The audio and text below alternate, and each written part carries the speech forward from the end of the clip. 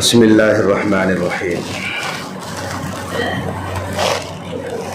نحمده ونصلی علی رسولہ الکریم اما بعد قال اللہ تبارک و تعالی فی القرآن المجید والفرقان الحمید اعوذ باللہ من الشیطان الرجیم بسم اللہ الرحمن الرحیم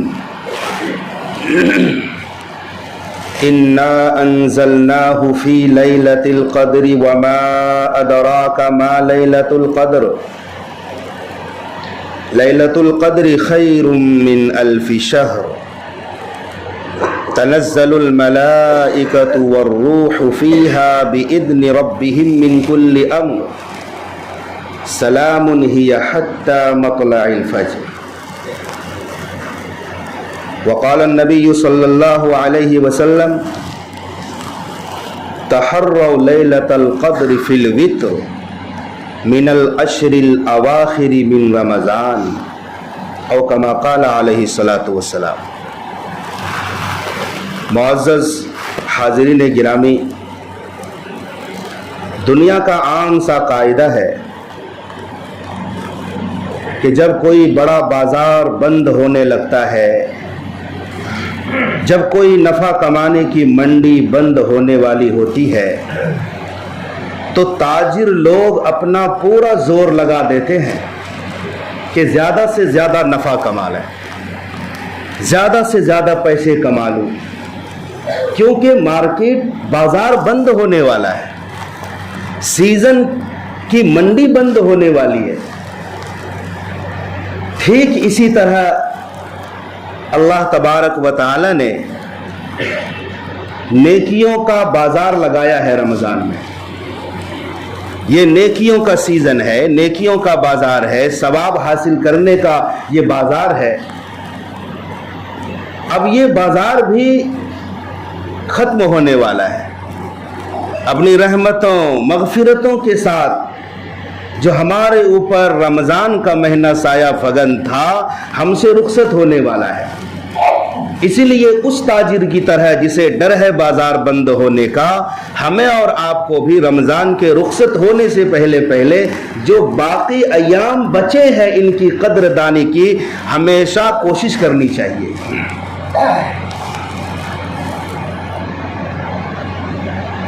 جب آخری عشرہ داخل ہوتا تھا، رمضان کے 3 عشرے ہیں۔ پہلا عشرہ، پہلا 10 دن رحمت کا عشرہ ہے، دوسرا عشرہ مغفرت کا عشرہ ہے، اور تیسرا اور آخری عشرہ جہنم کی آگ سے آزادی کا عشرہ ہے۔ 2 عشرے گزر چکے ہیں، رحمت کا عشرہ گزر چکا، مغفرت کا عشرہ گزر چکا، اب ہم سب سے اہم عشرے میں داخل ہو چکے ہیں جو جہنم کی آگ سے آزادی کا عشرہ ہے۔ جب یہ والا عشرہ داخل ہوتا تھا تو ہمارے نبی صلی اللہ علیہ وسلم سارا کام کاج چھوڑ کر مسجد میں اعتکاف میں بیٹھ جاتے، بستر سمیٹ لیتے تھے، ساری رات جاگ کر اللہ کی عبادت میں مشغول رہتے تھے، اپنے اللہ کو مناتے تھے۔ آخر کیا وجہ ہے؟ خود بھی جاگتے تھے، اپنے گھر والوں کو بھی جگاتے تھے کہ اٹھو اٹھو، یہ نیکیوں کا موسم چل رہا ہے، اپنے رب کو راضی کر لو، منا لو۔ کیا وجہ ہے؟ آپ تو محبوب رب العالمین ہیں، آپ تو معصوم ہیں، آپ تو سید ولد آدم ہیں۔ یہ اس بات کو بتانے کے لیے کہ رمضان کے آخری 10 دنوں میں کچھ راز چھپا ہوا ہے، کچھ راز چھپا ہوا ہے۔ وہ اتنا بڑا انعام ہے، اتنا بڑا انعام ہے، ایک رات میں اللہ نے اس انعام کو چھپا کر رکھا ہے۔ رمضان کے آخری عشرے کی کسی ایک رات میں اس بڑے انعام کو چھپا کر رکھا ہے۔ ہاں وہ انعام اتنا بڑا ہے، میں اسی رات کی بات کر رہا ہوں جسے لیلۃ القدر قرآن نے کہا ہے، قدر و منزلت کی رات، تقدیر کے فیصلوں کی رات۔ اتنا بڑا انعام کہ انسان کی زندگی کی ساری عبادت ایک طرف، اور اس ایک رات کی عبادت ایک طرف اتنا بڑا انعام ہے۔ قرآن کریم نے اس کی فضیلت کیا بتائی ہے؟ لیلۃ القدر خیر من الف شہر، 1000 مہینوں سے بہتر ہے۔ 83 برس 4 ماہ بنتے ہیں 1000 مہینے۔ یہ نہیں کہا کہ 83 برس 4 مہینے کے برابر ہے، 1000 مہینے کے برابر ہے، ایسا نہیں کہا۔ خیر من الف شہر، 1000 مہینے سے بہتر ہے، اور اس بہتری کو اللہ ہی بہتر جانتا ہے کہ کتنا بہتر ہے۔ کیا وجہ بنی ہوگی اس کی کہ اس امت کو اتنی بڑی رات مل گئی، اتنا بڑا انعام مل گیا؟ محترم بزرگوں، دوستو، اس امت کے اوپر، حضرت محمد صلی اللہ علیہ وسلم کی امت کے اوپر اللہ کے بڑے بڑے انعامات ہوئے ہیں۔ تاریخ کے اوراق کو پلٹ کر دیکھیے، ہم سے پہلی جو امتیں گزری ہیں ان کی عمریں بہت ہوا کرتی تھی۔ نوح علیہ السلام کی قوم کو دیکھ لیجئے، عاد و سمود کی قوم کو دیکھیے، 900 برس زندہ رہتے تھے، 1000 برس زندگی ہوتی تھی۔ 800 برس، 700 برس، 600، 500 برس تو عام زندگی ہوا کرتی تھی۔ اتنی لمبی عمریں وہ لوگ جیتے تھے۔ قد و قامت، جسامت اور جسمانی طاقت، جسمانی ڈیل ڈول بھی ہم سے بہت زیادہ۔ ہمارے قوہ بہت کمزور ہیں، ہمیں تو معمولی بخار آتا ہے تو ہم چارپائی سے کھڑے نہیں ہو سکتے۔ ہمارے قوہ اتنے کمزور ہیں کہ انسان کا اگر اندرونی سسٹم خراب ہو جائے، جو کھانا تم نے کھایا ہے وہ اگر ہضم نہ ہو، اگر جلاب کی کیفیت ہو جائے، تو ہمارے قوہ اتنے کمزور ہے کہ ہمارا چلنا پھرنا مشکل ہو جائے۔ لیکن وہ لوگ 1000 سال تک زندہ رہتے تھے، اور جسمانی قد و قامت، ڈیل ڈول، شان و شوکت کے ساتھ۔ قرآن کریم میں کئی جگہ صراحت کے ساتھ پچھلی قوموں کے ڈیل ڈول اور شان و شوکت کو بتایا ہے۔ الم تر کیف فعل ربک بعاد ارم ذات العماد، قوم عاد کا تذکرہ کیا کہ وہ ستونوں والی قوم تھی، ستونوں والی قوم۔ اور سورہ حاقہ میں تو قوم عاد کا ایسا تذکرہ ہے کہ جب اس قوم نے نافرمانی کی اور سرکشی میں حد سے آگے بڑھ گئی یہ قوم، تو اللہ تعالیٰ نے عذاب بھیجا، ہواؤں کا عذاب۔ وَأَمَّا عَادٌ فَأُهْلِكُوا بِرِيحٍ صَرْصَرٍ عَاتِيَةٍ سَخَّرَهَا عَلَيْهِمْ 7 لَيَالٍ و8 أَيَّامٍ، قوم عاد کے اوپر اللہ نے تیز تند ہواؤں کو مسخر کر دیا، کھوپڑیاں اکھڑ گئی ان لوگوں کی۔ 8 راتیں، 8 دن اور 7 رات مسلسل ہوائیں رہی۔ ایسی تیز تند ہوا تھی کہ اگر غار میں یہ لوگ چھپ جاتے تھے تو وہاں بھی وہ ہوا پہنچ کر اور ہواؤں کے ساتھ وہ لوگ باہر نکلتے تھے۔ اس کا انجام اللہ نے بتایا کہ وہ ان کی ڈیل ڈول یہ ہے کأنہم اعجاز نخل خاویہ، ایسے گرتے تھے مردہ جیسے کہ کھجور کے لمبے ستون پڑے ہوئے ہیں، اتنے لمبے لمبے ہوتے تھے یہ لوگ۔ وَثَمُودَ الَّذِينَ جَابُوا الصَّخْرَ بِالْوَادِ، قوم سمود کا حال سنایا، جو وادی کے اندر پہاڑوں کو تراش تراش کر گھر بناتے ہیں۔ پہاڑوں کو تراشنا کوئی معمولی کام ہے، وہ بھی بغیر کسی مشین کے، اپنے ہاتھ کی، جسم کی طاقت سے پہاڑوں کو تراش کر ڈیزائن بنانا، پھر اس میں خوبصورت اور اندر پہاڑ کے اندر گھر بنانا، یہ قوم سمود کا واقعہ ہے۔ ڈیل ڈول بہت زبردست، عمریں بہت زیادہ، بیمار بھی کم پڑتے تھے۔ نیچرل کھانا کھاتے ہوں گے نا تو بیماری بھی نہیں آتی تھی۔ زندگی گزر رہی ہے، لوگ 500 سال تک عبادت میں مشغول رہتے ہیں۔ امام حاکم شہید رحمۃ اللہ علیہ نے مستدرک حاکم میں حضرت جابر بن عبداللہ رضی اللہ تعالیٰ عنہ کی یہ حدیث نقل فرمائی ہے کہ آقا صلی اللہ علیہ وسلم نے فرمایا، باہر نکل کر فرمایا کہ ابھی ابھی میرے دوست حضرت جبریل علیہ السلام تشریف لائے تھے۔ اور یہ واقعہ سنایا جبریل علیہ السلام نے ہمارے آقا کو کہ پچھلی امت میں اللہ کا ایک نیک بندہ تھا جس نے اپنا گھر بار عزیز و اقارب سب کچھ چھوڑ کر سمندر کے بیچ ایک پہاڑ نما ٹیلا تھا وہاں جا کر عبادت کرنے لگا. پچھلی امتوں میں اپنے گھر بار اور عزیز و اقارب کو چھوڑ کر باہر نکل کر عبادت کرنا اس کی عام اجازت تھی, اور آج بھی ہے دیگر مذاہب میں دیگر دین میں کہ سب کچھ چھوڑ کر لوگ تو شادیاں بھی نہیں کرتے, اس کو آڑ سمجھتے ہیں اپنے اور اللہ کے درمیان. اسلام آیا تو سب کچھ ختم کر دیا اور اعلان کر دیا لا رہبانیت فی الاسلام, اسلام میں یہ جائز نہیں ہے کہ اپنے بیوی بال بچوں کو چھوڑ کر ہمیشہ کے لیے باہر جا کر عبادت کرو, تم کو بیوی بچوں میں رہ کر عبادت کرنی ہے. ہاں, اور اس کو ثواب کی چیز بنایا. النکاح نصف الایمان کہا, نکاح آدھا ایمان ہے.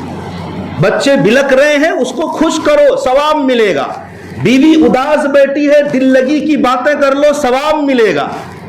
اس اسلام کے اندر یہ لچک اللہ نے پیدا فرمائی.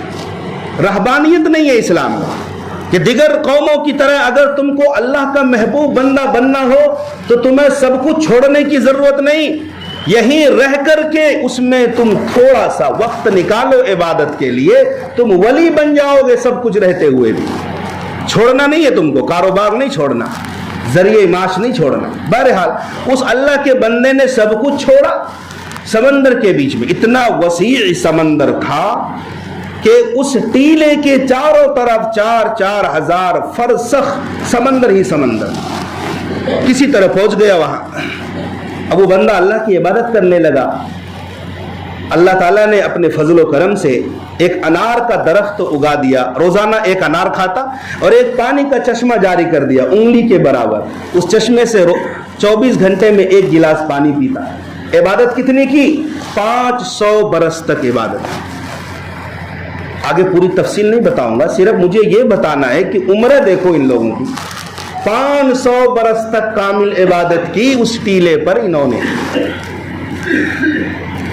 اور ہماری عمر کتنی ہے؟ آقا نے فرما دیا ہے میری امت کی اوسط عمر 60-70 کے بیچ میں ہوگی. اوسط عمر 60-70 کے بیچ میں ہوگی, جس میں بچپن کی نادانیاں بھی ہیں اور جوانی کی غفلتیں بھی ہیں اور پھر بڑھاپے کی کمزوریاں بھی ہیں. یہ 70 سال میں سب کچھ ہے. اس میں بچپنا بھی ہے, اس عمر میں جوانی بھی ہے, اور پھر بڑھاپے کی کمزوریاں بھی اسی 60-70 سال میں سب کچھ ہے. تو جب یہ بات صحابہ کرام نے سنی کہ پچھلی امتوں کی اتنی عمریں تھی, 900 سال 1000 سال, تو صحابہ کرام کو کسف اور فکر محسوس ہوئی. یا رسول اللہ, اگر ہم مقابلہ بھی کرنا چاہیں عبادتوں میں تو ہم کر نہیں سکتے. وہ لوگ تو 500 سال اور 600 سال اور 800 سال کی عبادت لے کر حاضر ہوں گے, اور ہم لوگ 60-70 سال. جس 60-70 سالہ میں کچھ بچپنے کو نکال دو, پھر بڑھاپے کو نکال دو, تو ہمارا تقابل ہے ہی نہیں. تقابل ہے ہی نہیں پچھلی قوموں کے مقابلے میں. صحابہ کرام پریشان ہو گئے, فکر مند ہو گئے کہ یہ کیا ہو گیا, آخر جنت میں ہمیں بھی جانا ہے. پچھلی امت کے لوگ تو ہزار سال کی عبادت لے کر آئیں گے اور ہمارے پاس عمر ہی نہیں ہے. اللہ تعالیٰ نے امت محمدیہ کے اس فکر کو دور کیا. صحابہ کرام کی بے چینی کو اللہ نے دیکھنا گوارا نہ کیا, بلکہ جبریل علیہ السلام کو بھیجا اور قرآن کریم کی پوری سورت انا انزلناہ فی لیلۃ القدر لے کر جبریل نازل ہوئے. اپنے صحابہ کو خوشخبری سنا دو, کتنا بڑا انعام دیا ہے. فرمایا لیلۃ القدر خیر من الف شہر, ایک رات اس امت کو ملی ہے جو رات 1000 مہینوں سے بہتر ہے. اگر کسی خوش نصیب نے ایسی 10 راتیں پالی, پچھلی امتوں کے 900 اور 1000 سال والی عبادت کے اوپر بھاری ہے. کیونکہ ایک ہی رات 83 برس کے ہوتے ہیں، ایک رات. اتنی تو ہم میں سے اکثر کی عمریں بھی نہیں ہوتی. اور اس رات کو اللہ تعالیٰ نے رمضان کے آخری عشرے میں چھپا کر رکھا ہے، وہ بھی آخری عشرے کی طاق راتوں میں. کوئی ایک رات فکس نہیں ہے. ہمارے اندر غلط فہمی یہ ہے کہ ہم 27ویں شب کو، رمضان کے آخری جو 27ویں شب ہے طاق رات، اس کو لیلۃ القدر شمار دے دیتے ہیں. عوام میں، لوگوں میں یہ مشہور ہے. کتنی غلط بات ہے. 27ویں بھی ہو سکتی ہے، زیادہ سے زیادہ یہی احتمال ہے، 27ویں بھی ہو سکتی ہے، فکس تو نہیں ہے. ہمارے آقا نے فرمایا تحروا لیلۃ القدر فی الوتر من العشر الاواخر من رمضان. شب قدر کو رمضان کے آخری عشرے کی طاق راتوں میں تلاش کرو. وہ 21 والی رات بھی ہو سکتی ہے، 23ویں رات بھی ہو سکتی ہے، 25ویں رات بھی ہو سکتی ہے، اور 27ویں رات بھی ہو سکتی ہے، اور 29ویں رات بھی ہو سکتی ہے. کوئی ایک رات فکس نہیں ہے کہ ہم اسی کو لے کر بیٹھ جائیں. یہ چینج ہوتی رہتی ہے، کبھی 21ویں میں آتی ہے، کبھی 23ویں میں، کبھی 25 میں، کبھی 27 میں، کبھی 29 میں. ان راتوں کو ہم عبادت کے ساتھ گزاریں. اور اگر جیسا کہ ہمارا معمول ہے کہ ہم 27ویں ہی کو صرف جاگتے ہیں، اور خدا نہ کرے وہ رات اگر 25ویں کی ہو، 29ویں کی ہو، یا 23ویں کی ہو، تو ایک بہت بڑا خزانہ ہمارے ہاتھ سے چلا جائے. ان راتوں کو کیسے گزاریں؟ یقیناً ہم کمزور ہیں. کچھ لوگ ڈیوٹی کر کے آتے ہیں، وہ تھک جاتے ہوں گے، تو پوری رات کیسے گزاریں؟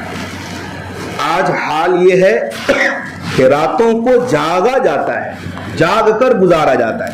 چاہے گپ شپ میں گزارا جائے، رات میں جاگنا ہے موبائل لے کر جاگو، چائے خانوں میں چلے جاؤ. ہمارا یہی معمول ہو گیا ہے. حالانکہ عبادت کرنی ہے، جاگنا مقصود نہیں، عبادت کرنی ہے. سب سے پہلا کام عشاء کی نماز اور فجر کی نماز جماعت کے ساتھ مسجد میں آ کر، ممکن ہو تو پہلی صف میں ادا کرو.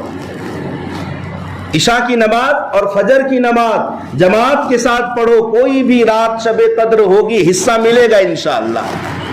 کیونکہ جس نے فجر کی نماز اور عشاء کی نماز جماعت کے ساتھ پڑھی، گویا ساری رات عبادت کی. ایک تو یہ ہو گیا.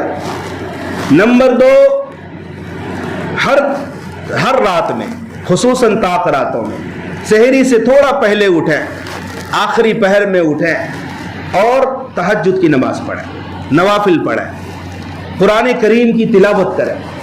یہ ان لوگوں کے لیے جو پوری رات جاگ کر عبادت نہیں کر سکتے، یہ کم سے کم لوگوں کے لیے ہے. نمبر 1 عشاء اور فجر کی نماز جماعت سے. نمبر 2 تہجد پڑھو اور قرآن کریم کی تلاوت کرو. اور نمبر 3 اللہ تعالیٰ سے سچی مچی توبہ کرو، ندامت کے آنسو بہاؤ، اللہ سے اپنی مغفرت کراؤ. یہ 3 کام کرو، انشاءاللہ شب قدر کی فضیلت ملے گی. اچھا، جب شب قدر مل جائے تو ہمیں کیا مانگنا ہے؟ دولت مانگیں، دنیا مانگیں، گاڑی مانگیں، کیا مانگیں، یا اور کیا مانگنا ہے؟ یہی سوال ام المومنین حضرت عائشہ صدیقہ رضی اللہ تعالی عنہ کے ذہن میں بھی آیا تھا، اور انہوں نے ہماری رہنمائی فرمائی. انہوں نے اللہ کے نبی سے پوچھا، یا رسول اللہ، اگر پتہ چل جائے مجھے کہ آج ہی شب قدر ہے تو میں شب قدر میں کون سی دعا مانگوں؟ حضور سرور کائنات صلی اللہ علیہ وسلم نے چند جملے بتائے.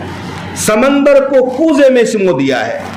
آقا نے فرمایا، اے عائشہ، اگر شب قدر پالو تو تم یہ دعا مانگنا، اللہم انکا عفو تحب العفو فاعف عنی. اللہم انکا عفو تحب العفو فاعف عنی. اے اللہ، بے شک تو بہت زیادہ معاف کرنے والا ہے اور معاف کرنے کو پسند فرماتا ہے، بس تو مجھے معاف کر دے. یہ دعا ہے شب قدر.